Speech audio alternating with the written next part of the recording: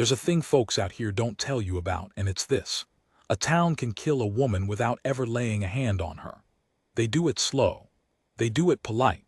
They do it with averted eyes at the mercantile and empty pews left around her at church, until one morning she wakes up and finds she's been erased from the only life she ever knew, not for stealing, not for lying, not for anything a body could name in a courtroom, but for the crime of an empty cradle.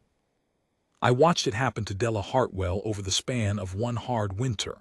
I wrote some of it down in my ledger between tallies of cattle and feed, because I didn't know what else to do with what I was seeing, and a man's got to put his shame somewhere.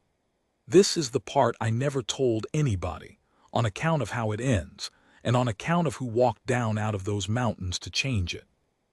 If you've ever been made small by people who were supposed to love you, if you've ever been thrown away and had to decide whether to lie down in the dirt or stand back up, then stay with me.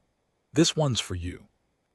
The day they finally broke her, it was raining, the kind of cold March rain that doesn't fall so much as it leans on you. And I was standing under the overhang of Pruitt's General Store, pretending to fix my saddle cinch, when I had no business being in town at all. I'd come for nails. That's the lie I told my wife, God rest her, and it's the lie I half believed myself. The truth was I'd heard talk. You always hear talk in a town like Cedar Gap, population 200 and dwindling, set in a fold of the Mogollon country where the mountains start to climb up out of the high desert and turn blue with distance. Talk travels faster than weather here, and the talk that week was all about Della and what Walter Hartwell meant to do about her. I'd known Walter since he was a boy with scabbed knees, and I'd known his daddy before him. The Hartwells ran sheep on the good grass north of the creek, and they were the sort of family that gets called the backbone of a community, mostly by themselves. Walter had married Della out of Tucson 11 years back. She'd come up the road in a wagon with a hope chest and a yellow dress, and a way of laughing that made the old men sit up straighter. I remember thinking Walter had married above himself. I think he knew it too, and I think that's part of what went rotten in him later, the way a man will resent a fine thing for being finer than he is. 11 years, and no children. You have to understand how that lands in a place like Cedar Gap. Out here a woman's worth got measured in sons the way a man's got measured in acres, and a marriage without bobbies wasn't a private sorrow. It was a public failure, and somebody had to be blamed for it, and it was never going to be Walter. Couldn't be Walter. Walter went to church. Walter's family had built half the church, so it had to be her. Barren. They said the word out the side of their mouths like it tasted bad, and they said it about her in front of children, and she heard them. I know she heard them because I watched her face change over those 11 years, saw the laughing girl in the yellow dress go quiet, then go careful, then go to stone. That March morning, Walter had hauled her things out into the mud of the main street. I want to be honest about what I saw because I've gone back over it 1,000 times and I don't want to make it prettier than it was, nor uglier. He didn't beat her. He didn't scream. He just carried her belongings out the front door of the boarding house where they'd been wintering and set them down in the wet, the hope chest, gone gray and split now, a carpet bag, a hat box, a small crate of kitchen things, and he set them down with a kind of finality, like a man returning borrowed tools. I've spoke to the preacher, he said. He said it loud enough for the street to hear, and the street was listening. Doorways had filled up the way they do. It ain't a marriage if it can't make a family. That's scripture. That's the law of nature and the law of God both. He wiped his hands on his trousers. I won't be made a fool of any longer, Della. There's a man in Globe wants a wife and don't care about the rest. I've wrote him. You can go to him, or you can go to the devil, but you won't go on costing me. And the thing I'll never forget, the thing that put a hook in me that's never come out, is that not one soul in that street said a word. Not the preacher, who stood across the way with his hands folded like he was waiting for the benediction. Not Pruitt, who'd taken Della's egg money every week for years and called her ma'am. Not the women who had eaten at her table, whose bobbies she'd rocked, whose fever she'd sat up with because Della Hartwell was a healer. Did I mention that? She knew herbs and poultices and which mushrooms killed and which cured. knew it the way some people know their letters, and half the children in that town were alive on account of nights she'd spent sponging them down with creek water and crushed willow. Every one of those mothers stood in their doorways and looked at their own shoes. I looked at mine too. I want you to know that. I'm not telling this from up on any high horse. I had nails to buy and a ranch to run and a wife at home who'd have wanted no part of trouble, and I was a coward like the rest of them. And I stood under that overhang and I said nothing while a good woman got thrown out into the rain like dishwater. Della didn't cry. That's another thing I remember. She came down the boarding house steps slow, in a brown coat with the elbows worn through, and she gathered her hope chest split lid back over its contents like she was tucking a child in. And then she straightened up and looked at that street full of people who'd loved her when it was convenient. She didn't curse them. She didn't beg. She just looked, and she let the looking go all the way around the circle of faces, slow, and one by one those faces dropped away from hers like leaves off a tree in a hard wind. And when she'd looked at every last one of them and made every last one of them feel it, she picked up her carpet bag and her hat box, left the heavy chest right there in the mud, and she walked north out of town into the rain on foot. Nobody followed her. Nobody offered her a wagon. I waited until she was past the smithy and then, Lord forgive me, I went in and bought my nails. I'd like to tell you I rode after her that day. I didn't. It took me 2 more days, and it took my dead wife to do it. That night I couldn't eat. Martha, that was my wife, had been gone going on 3 years by then, the consumption, and I still set a place for her sometimes out of a habit my hands hadn't learned to break. That night the empty chair across from me seemed to have something to say. Martha never had any children either. Did I think of that? You'd better believe I thought of that. We'd tried in the early years and it hadn't come, and I'd watched her grieve it private and watched myself fail to know what to say, and not once, not one single time in 19 years of marriage, had it crossed my mind that she was less of a woman or less of a wife for the want of a baby. She was the whole world to me, empty cradle and all. The best years of my life were the quiet ones we spent just being 2 people who liked each other in a house. And there I'd stood that morning, watching a town do to Della what no decent man would let be done to a dog, and I'd bought my nails. I sat with that a long time. The fire burned down. Somewhere out in the dark, a coyote got a question answered. "All right," I said to the empty chair, and I felt like a fool and I went anyhow. It was the morning of the 3rd day when I saddled the gray and rode north, following a track of rain mush and washed-out footprints that gave out entirely once the country started to climb. I figured she'd have gone for the old Brennan place, an abandoned homestead about 6 miles up where a body could at least get a roof, and I figured wrong. The Brennan place was empty and cold, the door swinging, pack rats in the chimney. No sign she'd been there at all. That worried me. North of the Brennan place the country turns wild fast. The grass gives out, the junipers thicken, the slopes get steep and broken, and you're into the foothills proper, and past the foothills you're into the mountains, and the mountains in those years were not safe for a woman alone, nor for a man, nor for anybody.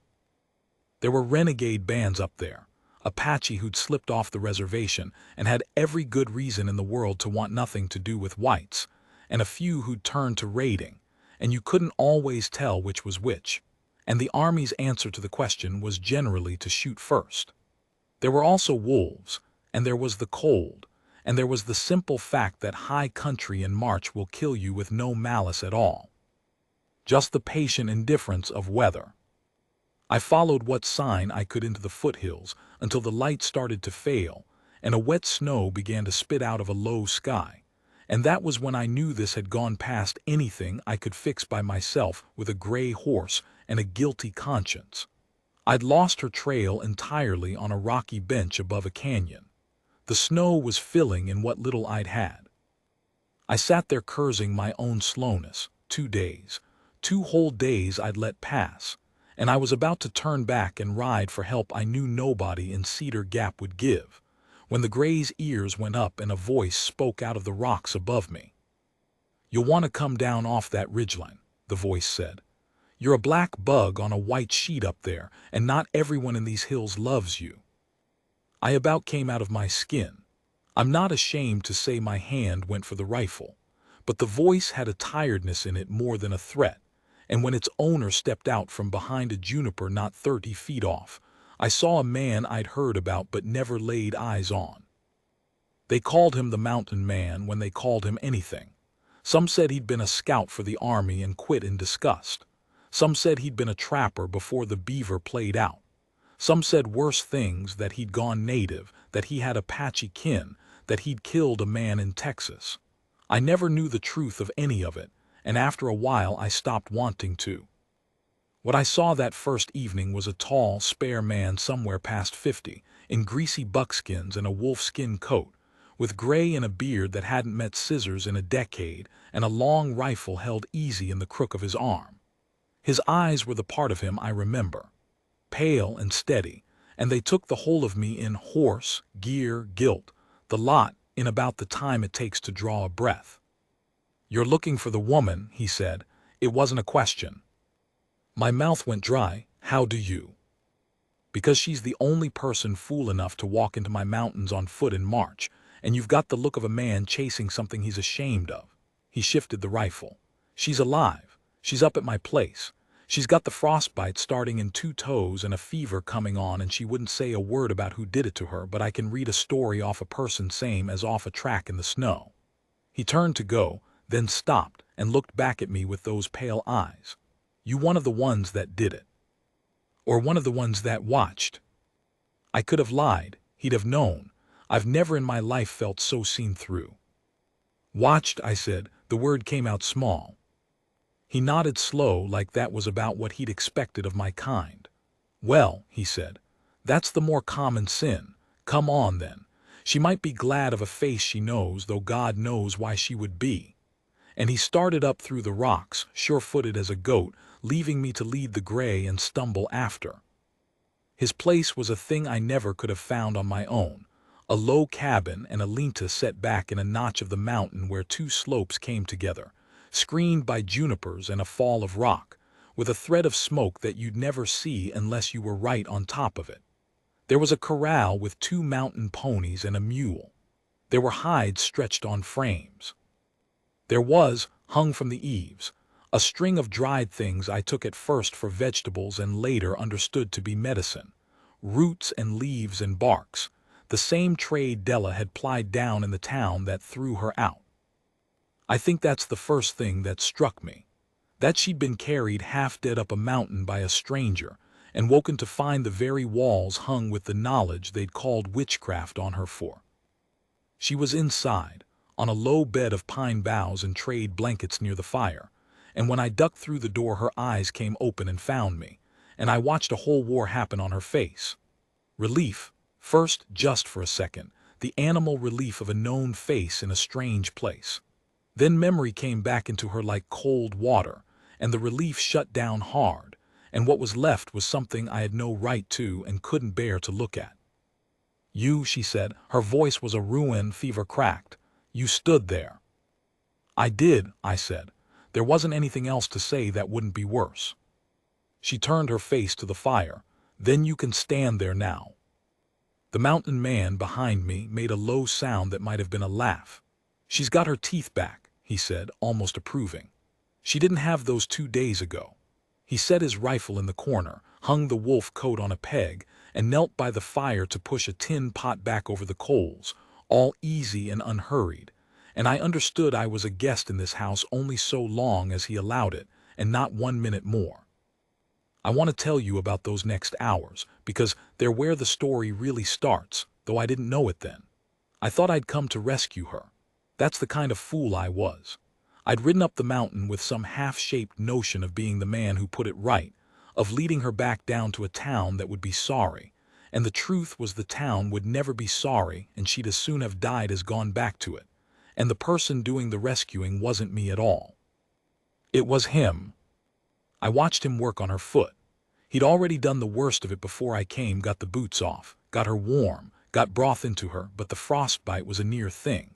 And that evening he sat on the dirt floor with her bad foot in his big scarred hands, and he tended it the way you'd handle something precious and breakable, warming it slow against his own bare chest under the buckskin so it wouldn't thaw too fast, talking to her low the whole while. Not sweet talk. Nothing like that. He talked to her the way you'd gentle a spooked horse, a steady stream of low nothing words, about the weather, about the ponies, about a hawk he'd seen, words that didn't mean anything except you're safe, you're safe, you're safe underneath. And she who'd faced down a whole town without a tear, who'd looked her husband in the eye and walked off into the rain with her chin up, she cried. Finally. Quiet into the blankets, the way a person cries when they've held it so long they've forgotten how, the crying coming out rusty and wrong and then all at once like a dam letting go. She cried for what I'd guess was the first time in years, and he never once told her to stop, and he never once made it about himself, and he never once flinched from it. He just kept her foot warm and kept up his low river of words and let her empty out. I stood in the corner of that cabin, a grown man with a ranch and a name and a place in a community, and I have never felt more like a small and useless thing in all my life. When she'd cried herself out and gone to sleep, he covered her up and rose, his knees cracking, and he jerked his head at the door. We went out into the cold dark and stood by the corral while the snow came down soft and the ponies steamed. "She can't go back," he said. "I know it. They'll have her things sold or stole by now. They'll have decided amongst themselves she ran off with somebody, made it her shame instead of theirs. That's how a town keeps its own conscience clean." He spat. "I've seen it before. Different town. Same animal." "She could come to my place," I said. "I've room. I stopped, because his look told me how that sounded, a man who'd watched her thrown out now offering to take her in, alone, a widower, an arrangement the whole country would have spun into something filthy by sundown. "I only meant—" "I know what you meant." He was quiet a while. The snow ticked against the hides. "She's got a fever to break in toes that might yet have to come off and a hurt in her that no foot doctor's going to reach. She's going nowhere till spring at the soonest. After that," he shrugged, and in the dark I couldn't read his face. "After that's hers to decide. Not yours, not the town's, not mine, hers. First thing she'll have owned in 11 years, I'd reckon." He turned and looked at me, and the firelight from the door caught his pale eyes. "You want to do something for that woman," he said. "Ride back down. Don't tell a living soul where she is. Let them go on thinking what they want. And come spring, if she'll see you, come back up and find out whether she's got any use for you. But you come up here meaning to fix her or fetch her or feel better about yourself, and I'll set you back down the mountain so hard you'll bounce." I rode down at first light. I didn't tell anyone. And all that long mud and snow spring, while Cedar Gap settled its conscience and Walter Hartwell waited on his bride from Globe, I thought about a tall man in a wolf coat warming a dying woman's foot against his own heart, and I thought about my Martha. And I thought about everything I'd been too much of a coward to understand until I was 50 years old, and watching it done right by a stranger. But I'm getting ahead of myself. Because what happened up that mountain over the next months, what Della became, and what she did when the snow melted and a rider came up from the reservation with a sick child and a desperate father and a question that would put everything she'd survived to the hardest test of all, that's a longer story, and it doesn't end the way you'd think. I kept my word about not telling anyone. What I didn't keep was my distance. I told myself it was the lambing that took me north so often that spring. And it's true I'd moved some of my ewes up onto the high grass once the snow started giving way. And it's true a man's got to ride his stock. But the high grass was 3 miles east of the notch where the mountain man kept his cabin, and there was no earthly reason a sane rancher needed to swing that far west of his own sheep, except the one I wasn't admitting to myself. I wanted to know she was alive. After what I'd watched done to her, and after what I'd watched done for her, the not knowing sat in me like a swallowed stone. The first time I came back up, it was late April, and I came careful. I'd taken his warning to heart. Come up here meaning to fix her, and I'll set you down the mountain so hard you'll bounce. So I came with no plan and no speeches, Just a sack of coffee and a wheel of cheese and a bolt of plain blue cloth I'd bought in town with my heart in my throat, lying to Prout that it was for a hired girl. I left the gray a quarter-mile off and went the last of the way on foot with my hat in my hand, feeling about as welcome as a tax collector. He saw me coming, of course. He always saw everything coming. He was sitting on a stump outside the cabin scraping a hide, and he didn't get up and he didn't say hello. He just looked at the sack in my hand and said, "She's by the creek. Don't crowd her," and went back to his scraping.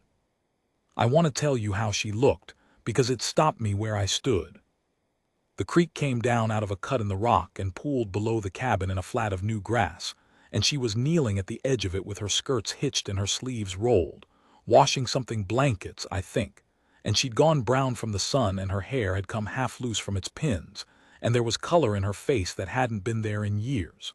She wasn't the stone woman from the street in Cedar Gap. She wasn't the fever wreck on the pine boughs, either. She was something I didn't have a name for. She moved like the cold, careful watching had gone out of her body. When she stood up to wring the water out, she favored her left foot. She'd lost the 2 toes after all, I learned later. He'd taken them with a heated knife and she'd bitten through a leather strap and never made a sound, but she stood. And she stood straight. And when she turned and saw me, she didn't flinch and she didn't soften. She just looked, the way she'd looked at the whole town, and I braced for it. "Coffee," I said like an idiot, holding up the sack. "And cheese, and there's cloth, blue." I didn't know if I ran out of words. She let me stand there a good while in the running of the creek and the wind in the new grass. Then she said, "You can leave it on the stump," and turned back to her washing. That was all. I left it on the stump and rode home and felt, against all sense, lighter than I had in a year. I went back maybe a dozen times that spring and summer, and I'm going to do my best to tell it honest, because the easy thing would be to make it a love story, and it wasn't. Not the way you mean. I was a widower carrying my own grief like a stone in my coat, and she was a woman who'd been used by the whole apparatus of men and marriage, and was in no hurry to hand herself to another one. What grew between us was slower and stranger than that, and I think the better for it. It was something more like respect, and underneath the respect, on my side, a kind of penance I never spoke aloud, and she never let me pretend I'd finished paying. Because here's the thing I learned about Della Hartwell that summer, the thing the town never knew because the town never bothered to find out. She was the most capable human being I have ever known, man or woman, and the 11 years she'd spent being told she was a failure had been a crime not just against her, but against everybody too foolish to use what she was. I watched her over those months take a half-wild mountain hermit's hardscrabble camp and turn it into something that ran. She put in a garden in a sheltered fold where I'd have sworn nothing would grow, corn and beans and squash the Apache way, the 3 of them climbing on each other, and a whole bed of the medicine plants she knew, dug from the wild and carried home in her apron and coaxed into rows. She knew things about that country he didn't, and he knew things she didn't, and I watched the 2 of them trade knowledge across the fire of an evening like 2 scholars who'd found each other in a wilderness. She'd name him a plant in English and tell him what it cured, and he'd grunt and tell her what the Apache called it and 3 other things it did that she'd never heard, and she'd make him say the word again, slow, and write it in a little book she'd started keeping because she'd asked me on my 3rd visit almost shyly to bring her paper and a pencil, and after that she was always writing. Recipes, she called them. Cures. A whole pharmacopoeia of the high country, set down in a careful hand, by a woman a town had called a witch. The adaptability of her, that's what undid me. They'd taken her home, her name, her place, her husband, her toes, the very idea of herself she'd been raised to, and instead of lying down in the wreckage, she'd looked around at a mountainside and a strange man's camp and a future with no road back, and she'd just started building, not weeping over the foundation that got knocked down, building on whatever ground was left. The mountain man saw it too. I caught him watching her sometimes when she didn't know it, watching her at the garden, or bent over her little book by firelight, or laughing. She'd started laughing again by midsummer. A different laugh than the yellow-dressed girl's, lower, with something earned in it. And the look on that hard old face was not the look of a man who'd taken in a stray out of pity. It was the look of a man who'd found, late in a hard life, the one person who spoke his language and couldn't quite believe his luck, and was afraid to. I don't think either of them ever said a word about it to the other. I don't think they had to. There are kinds of marriage that never see a preacher and are realer than the ones that do. It was August when the writer came, and I happened to be there, and I've thanked God and cursed him both for that timing more times than I can count. I'd ridden up with a haunch of venison and stayed to supper, and the three of us were sitting out front in the long gold evening, the ponies cropping grass, the swifts cutting the air over the creek, when one of those ponies threw its head up and the mule started to bray. The mountain man was on his feet with the rifle before I'd half registered the sound. Della stood too, but slower, and I noticed she stepped toward the cabin door toward her medicine, not away from it, and I filed that away. A horse was coming up the notch, one horse walking blown, and on it two riders, the second small and slumped against the first. It was an Apache man, young, maybe 25, his face gray with exhaustion and something worse than exhaustion, his clothes a mix of reservation-issue cloth and old ways, and the small shape slumped against his chest, wrapped in a blanket, was a child, a girl. I could see her face over the man's arm, and it was the wrong color, a dusky gray-blue, and her chest was working too fast and too shallow, and even from 30 feet I could hear the sound she made breathing, a thin, tearing whistle, like wind through a cracked door. The man pulled up at the edge of the firelight and did not get down. He looked at the mountain man, and a torrent of words came out of him, low and fast, in a tongue I didn't know. The mountain man answered in the same tongue, and they went back and forth, quick and urgent, and I watched the mountain man's face and saw it close up tight, and I knew before he turned to us that whatever the man was asking, it was the kind of asking that costs. "His name's Nate," the mountain man said to us, or near enough. I knew his uncle. "He's off the San Carlos agency without leave. His girl's been sick 4 days. The agency doctor wouldn't come for an Apache child, said he had whites to see to first, and by the time he'd see to them she'll be dead." He stopped. His jaw worked. "Somebody on the reservation told him there's a white woman up in these mountains who heals. Heals like the Yin, the medicine people. Word travels. He's been riding 2 days on that word and a dying child to find her." He turned and looked at Della, and I watched the whole weight of it land on her at once. I watched her understand, before any of the rest of us did, exactly what was being asked and exactly what it would cost. Because you have to understand what that meant in that country in that year. An Apache off the reservation without a pass was, by the lights of the army and the territory and every white soul in Cedar Gap, a hostile, a renegade fair game, a thing to be shot or hauled back in irons. To shelter one was a crime. To aid one, to take a sick Apache child into your hands and try to save her life, was the kind of thing that, if it ever became known down in the valley, would not just finish whatever scrap of a reputation Della Hartwell had left. It could bring the army up the mountain. It could get every soul in that notch killed or imprisoned. And it would do it not for a stranger's child of her own people, but for the child of the very people that Cedar Gap and men like Walter, and even men like me, had been taught from the cradle to hate and fear. There was every reason in the world to say no. And there was the sound of that child breathing. Della crossed the firelit ground to the horse. She didn't ask anybody's leave.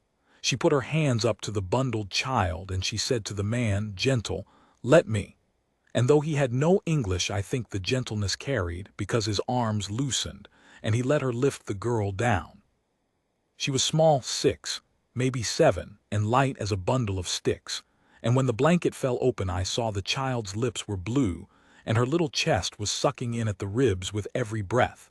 And Della laid a hand flat on that struggling chest, and bent her ear to it and went very still, listening, the way she must have listened to 100 town children in the nights when their mothers came pounding on the Hartwell door. Then she straightened up, and her face had gone to that calm I'd seen her tend her own ruined foot with, the calm of a person who has stopped being afraid because there's work to do. "Croup gone to the lungs," she said. "Maybe the lung fever under it. I've seen it. I think I can." She looked at the mountain man. "I'll need the kettle going all night and steam and the bark I dried and the wild onion and somebody to hold her up so she can breathe, and I'll need it now." Then her eyes came around the fire to the man Nate, gray and swaying on his feet, and she said to him, slow and clear though he couldn't follow the words, "I will not let her go. Do you hear me? I have buried other people's children for that town down there, and not one of them was ever mine to bury, and I am done burying. I will not let her go." I don't think he understood a word. I think he understood everything. The mountain man hadn't moved, and I saw, for the first time since I'd met him, doubt on that pale-eyed face, not for himself, I think, but for her. He took a step toward her and said, low, "Della, you do this and it can't be undone. If this gets down the mountain." "It won't get down the mountain," she said, "unless somebody here carries it." And she did not look at me when she said it. She didn't have to. The not looking was the loudest thing in the world. The whole question of who I was, watcher or worse, the man who'd stood under the overhang and bought his nails, got laid out in the open air of that firelight, and nobody named it and everybody heard it. "It won't get down the mountain from me," I said. My voice came out steadier than I felt. "On my wife's grave it won't." She looked at me then, just a flick of the eyes, but something passed across her face, and it wasn't forgiveness. I hadn't earned forgiveness, and we both knew it, but it was a door not slammed. It was a "we'll see." And after the spring I'd spent and the man I'd watched myself fail to be, I'll tell you the truth. That flick of the eyes meant more to me than anything I'd been given in the 3 years since I'd put Martha in the ground. What followed was the longest night I have ever passed through, and I have passed through some long ones. She turned that cabin into a hospital and the rest of us into her hands. The mountain man kept the fire roaring, and the kettle screaming, and a tent of blankets up over the child's pine bough bed to trap the steam, and the cabin filled with hot, wet air, thick with the smell of the bark, and the onion and something pine sharp she crushed into the water, until we were all of us streaming sweat and half blind with it. Nate, the father, she put to work holding the girl upright against his chest because she said the child mustn't lie flat, and through the whole night he held her and rocked her and sang to her, low, a tune with no words I knew, over and over, his eyes never closing.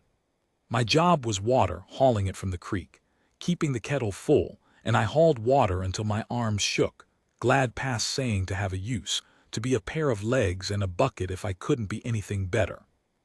And Della worked. She worked over that child like the whole 11 wasted years had been a forge heating her for exactly this.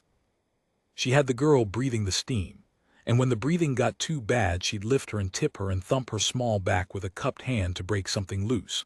And twice in the night the child stopped breathing altogether, just stopped, the thin whistle going silent, and the whole cabin going to ice. And twice Della put her own mouth over that little blue mouth and breathed her own breath down into the child until the small chest stuttered and caught, and the whistling tore back to life. And the second time it happened, the father made a sound I have never forgotten and never want to hear again, a sound a man makes only at the absolute edge of what he can bear, and Della never even looked up. She just kept working. She'd gone somewhere past fear, past the town, past her own grief, into some clean, hard place where there was nothing in the whole world but the breathing of a child she had decided was not going to die. Somewhere in the blackest part of it, with the steam dripping off the rafters and the father's song gone to a cracked whisper and the girl fighting for every thread of air, I looked across the firelight at the mountain man, and he was watching Della with naked tears standing in his pale old eyes, not wiping them, not hiding them, just letting them run down into that gray beard while he fed the fire. And I understood that this exact night, this woman doing this exact thing, was the whole argument. This was the rebuttal to every soul who'd ever called her barren, or witch, or worthless, or cost.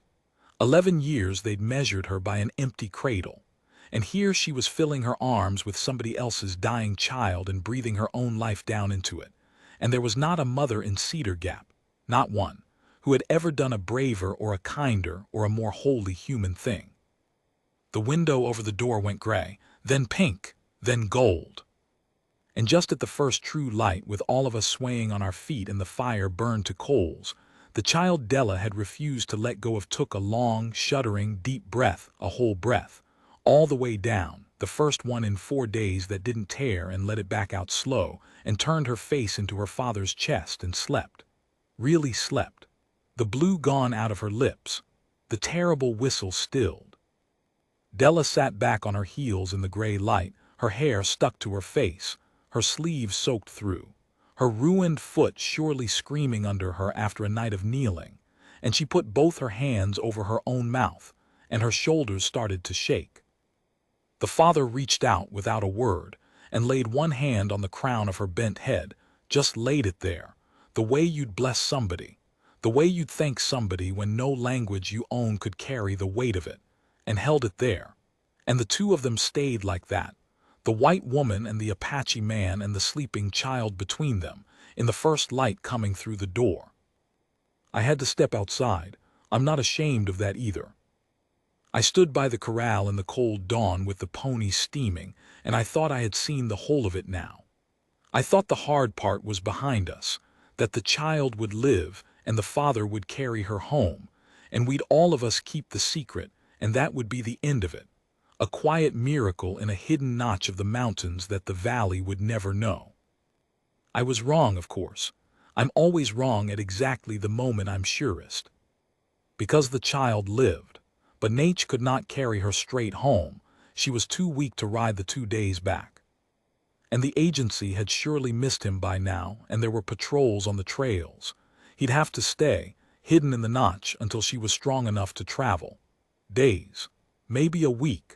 3 people who could be hanged for it, sheltering a 4th in a cabin, a half-day's hard ride from a town that hated them all.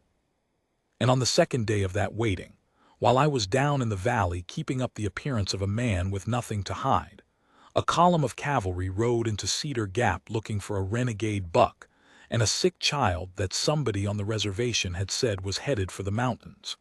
And Walter Hartwell, my old neighbor, the man who'd thrown his wife into the rain, stood up in the middle of the street and said he believed he knew exactly which woman in those mountains they'd be looking for. I heard the column before I saw it. You always hear cavalry first, the jingle of it, the bit chains and the saber rings, and the slap of 40 sets of hooves coming down the valley road in time. And the sound carried up to where I was mending fence on my south line and put a cold hand around my heart, because I knew what an army patrol in that country in that year had come for. And I knew there was only one thing in those mountains worth 40 troopers' trouble. By the time I'd got to town, the worst of it had already happened. They'd halted in the main street, the same street Della had walked out of in the rain 5 months before, and a captain was up on a tall bay listening to Walter Hartwell, and Walter was talking. I came up at the back of the gathered crowd and I heard the tale of it, and it was bad. Walter had his thumbs in his suspenders and his chin up and the whole town's eyes on him, and he was telling that captain that he had it on good authority. He kept saying that, good authority, like a man who'd practiced, that his former wife, a woman of low and unnatural habits whom he'd been forced to put aside, had taken up in the high mountains with a known squaw man, a renegade-loving hermit, and that if there was an Apache buck hiding a sick child anywhere in this country, that was where he'd be. And that woman would be the one nursing him, being as she always did have a peculiar fondness for the heathen ways of healing. He turned it into her sin. Do you see? He'd thrown her away for an empty cradle, and now that she'd done the bravest thing a human being can do, filled her empty arms with a dying child not her own, he stood in the public street and turned even that into proof of her wickedness. And the captain was nodding, and the town was nodding. And I understood, standing there with the fence-star still on my hands, that I was watching them get ready to do it to her all over again, only this time with a column of cavalry and the United States government behind it, and this time it wouldn't end with her walking off into the rain. This time it would end with her dead, or in irons, and the mountain man dead, and the child dead, and the father dead. And I was the only soul in that street who knew exactly where the notch was. I had ridden it a dozen times. I could have drawn that captain a map. One word from me, one that way, sir, I've seen the smoke, and I'd have been the town's hero, the good neighbor, the man who helped run down the renegade, and Walter would have clapped me on the back. And I'd have gone home to my empty house and my empty chair and lived out my days as exactly the man I'd been under the overhang in March, the man who watched, the man who bought his nails. The captain's eye came around the crowd. Any man here knows that country, he said, and can guide us to this hermit's camp. The army'll see him paid and thanked. And every face in that crowd, by some instinct, turned toward me, because everyone knew I ran sheep on the high grass. Everyone knew I'd ridden north all spring. Walter himself turned and looked at me, and there was a thing in his eyes, not friendship. Walter had no friendship in him, but a kind of expectation, the assumption of one comfortable man toward another that of course we were on the same side. Of course I'd do the easy thing, the safe thing, the thing that kept my own life smooth. I have thought about that moment more than any other moment in my life. I want to tell you I was brave.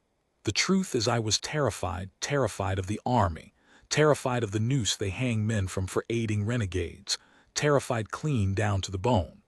But standing there with all those faces on me, I thought about a woman breathing her own life down into a blue-lipped child until the dawn came.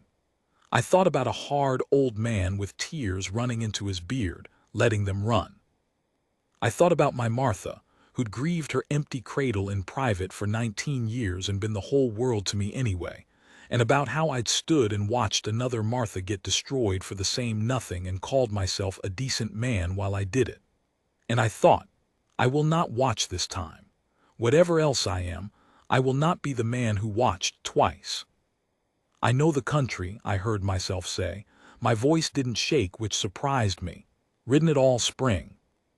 The captain leaned forward. Walter's chest swelled. There's no camp up the North Notch, I said. I'd have seen the smoke, riding my high grass like I do. There's nothing up there but rock and a played-out homestead. But I'll tell you where I have seen sign. And I lifted my arm and I pointed dead away from the notch, west and south, into a maze of broken canyon country 40 miles long, country so cut up and dry and trackless that a column could lose itself in it for a week and find nothing but its own tail. Twice this summer I cut pony tracks coming down out of the sycamore breaks, unshod, came on a cold firing up a side canyon too, with cracked bones in it. If there's a buck holed up anywhere in this country with a sick child, Captain, it's in those breaks. A man could hide an army in there. He surely could hide one Apache. I lied to the United States Army in the middle of Cedar Gap's Main Street with the whole town watching. And I did it slow, and I did it sure, and I salted it with just enough true detail to make it ring. The way the mountain man had once read the truth off me, I'd learned something from him after all. And the captain straightened up and thanked me and called Walter a busybody for sending him on a fool's errand toward an empty notch. And Walter went red and started to argue. And I stepped back into the crowd before my legs could give out. And within the hour that column rode west into the sycamore breaks to look for a renegade who was 30 miles the other way. I didn't go straight home. I couldn't. I had to know they'd had warning, that they'd had time. I waited until full dark and I rode north hard, the gray lathered and stumbling, and I came up the notch at moonrise praying I wasn't too late, praying I hadn't bought them an hour they hadn't already needed yesterday. The cabin was dark and the corral was empty. For one terrible breath I thought the worst, that the army had been here already, that I'd come up to find the doorway smashed and the bodies in it. But there was no smell of powder smoke, no torn ground, no killed stock. The place hadn't been raided. It had been abandoned fast and on purpose by people who knew how to vanish off a mountain and leave it looking like nobody had ever drawn breath there. The hides were gone off the frames. The medicine string was gone from the eaves. Even the garden, I saw by moonlight, had been stripped, every plant of value pulled, nothing left for a soldier to find and call evidence. They'd known. Somehow they'd known the army was coming before I ever pointed it west.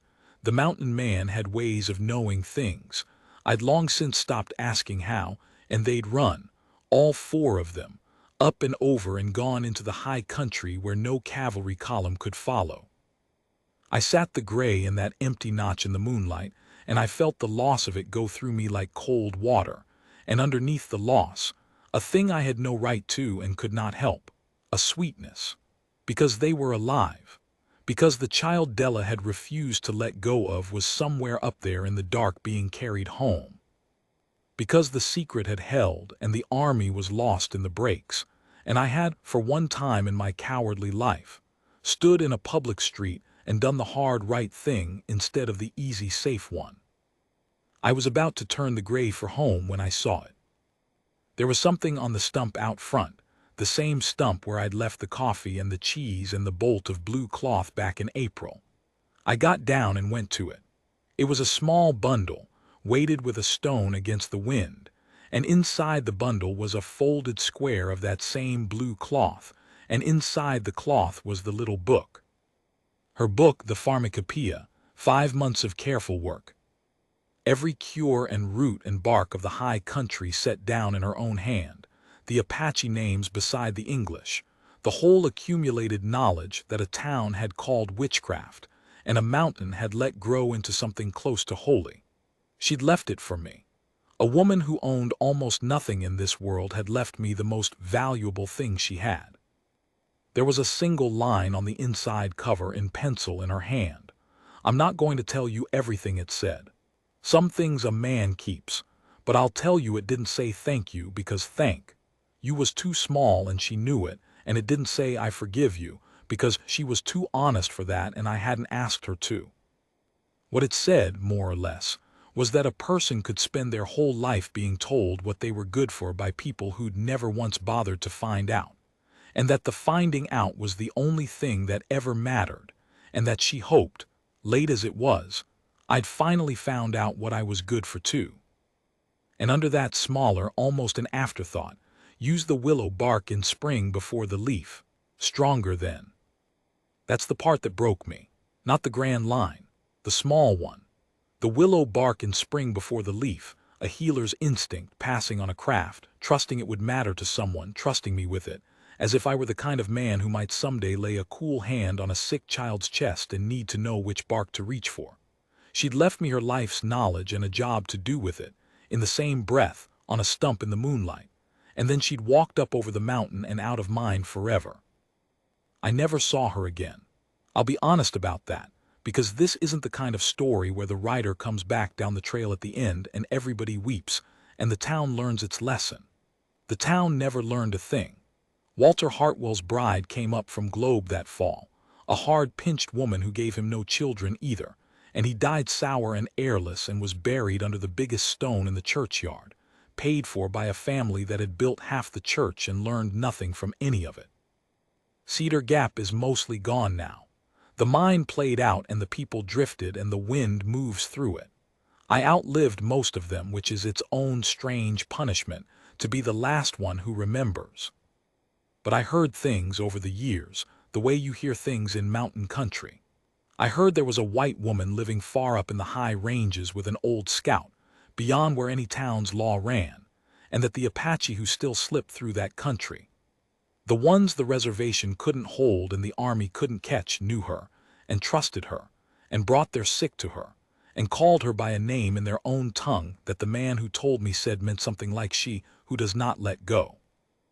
I heard she'd doctored half the renegade bands of that whole range over the years, white and Apache and Mexican alike, anybody who came up the mountain herding, and asked no questions about who they were or whose side they were on, and turned nobody away. I heard the old scout died first in the deep of a winter, and that she buried him herself up there and stayed on anyway, alone, an old woman now, still doctoring, still climbing on her 2 missing toes, still, I have to believe it, writing it all down in books she trusted somebody would someday need. I don't know how much of that is true.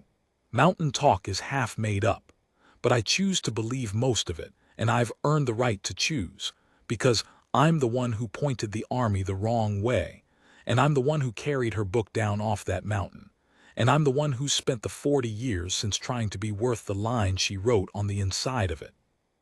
I used the book is the thing. That's what I did with the rest of my life, more or less. I'm no healer the way she was, nobody was, but I learned what I could from those pages, and when a neighbor's child took croup in the night, or a hand got snakebit out on the range, or a Mexican family came through with a fevered baby and the town doctor wouldn't see them, I went, and I tried, and sometimes it was enough. The willow bark in spring before the leaf. I've reached for it more times than I can count. It works the way she said it would. She was right about all of it. I'm an old man now, and my hands shake, and I've set this all down at last because I want one true account of it to exist somewhere after I'm gone. One account that doesn't end with Walter's lie or the town's averted eyes, but with the truth of what that woman was. They threw her away for an empty cradle. They measured her whole worth by the children she didn't have, and they found her wanting, and they cast her out into the rain to die. And she went up a mountain and spent the rest of her life filling her arms with everybody's children, the sick ones, the hunted ones, the ones nobody else would touch, and breathing her own life down into them in the dark until the dawn came. She saved more children than every righteous family in Cedar Gap put together ever did. She just did it where the righteous couldn't see it, and didn't ask their leave, and didn't need their name for her. I left a place set at my table for my Martha for 3 years after she died, out of a habit my hands wouldn't break. These days, some evenings, I find I've set a second place too, though there was never anyone to fill it, and I'm not always sure which woman I'm setting it for. Both, I suppose. The two of them taught me the same thing in the end, the long way around, the only way I was ever going to learn it. There's the willow by the creek behind my house. The leaves are coming on early this year.